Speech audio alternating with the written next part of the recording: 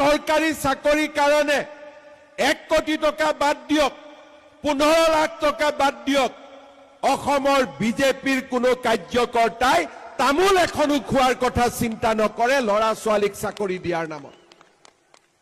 আজি অসমলৈ আমি পৰিৱৰ্তন আনিছো।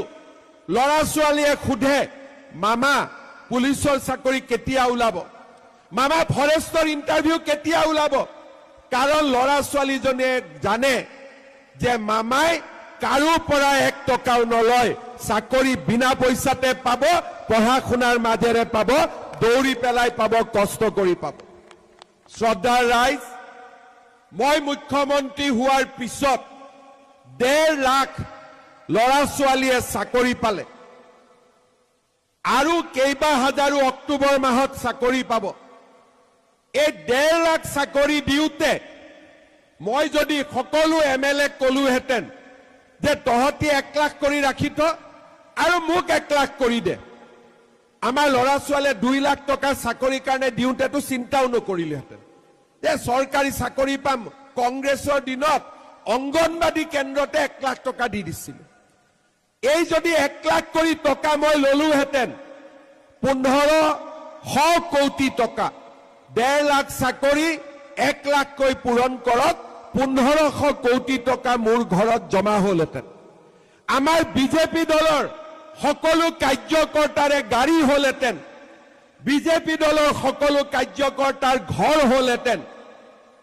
কিন্তু প্ৰথমবাৰ স্বাধীনতাৰ 75 বছৰ পিছত প্ৰথমবাৰ আমি অসমত এনে এক পৰিৱেশ নিৰ্মাণ কৰিলো যে চাকৰিৰ নামত কোনেও তামোল এখন খাব সাহস নকৰে।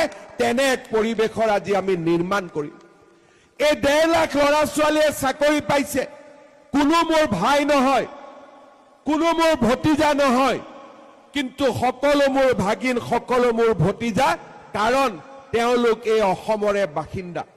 আজি আমি ঘৰৰ মানুহক চাকৰি দিয়া নাই, টকালৈ চাকৰি দিয়া নাই, ট্ৰেন্সফাৰ পোষ্টিঙত আমি টকা লোৱা নাই। অহা মাহত আমাৰ ল'ৰাবিলাকে চাকৰি কৰে কম্পিউটাৰৰ জৰিয়তে। এই মাহ মে মাহত তেওঁলোকৰ ট্ৰেন্সফাৰ পোষ্টিং হ'ব, তাতো দালালৰ কোনো চিন মুকাম নাই। অসমত চাৰিওফালে স্বচ্ছতা আৰু চাৰিওফালে নতুন দিনৰ আৰম্ভণি।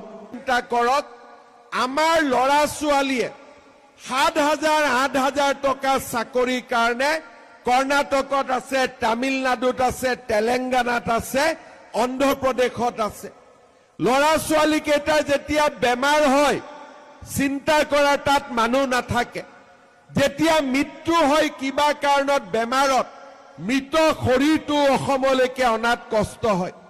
মোৰ এটাই লক্ষ্য, 1 লাখ টকা পাবৰ কাৰণে বাহিৰত চাকৰি কৰিব যাওক, মোৰ আপত্তি নাই। কিন্তু 7,000-8,000 টকাৰ কাৰণে অসমৰ বাহিৰত চাকৰি কৰিবলৈ যোৱা ল'ৰা ছোৱালী কেইটাক মাকৰ বুকুলৈ উভতাই অনাৰ দায়িত্ব আমাৰ আছে।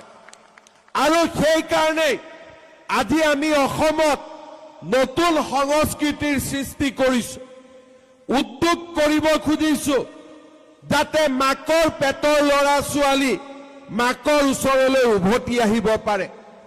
আজি আমি অসমত চৰকাৰী চাকৰিৰ ক্ষেত্ৰত এনে এক উদাহৰণ স্থাপন কৰিছো যে সমগ্ৰ ৰাষ্ট্ৰৰ বাবে আজি অসম এক জীৱন্ত উদাহৰণলৈ ৰূপান্তৰ হৈছে।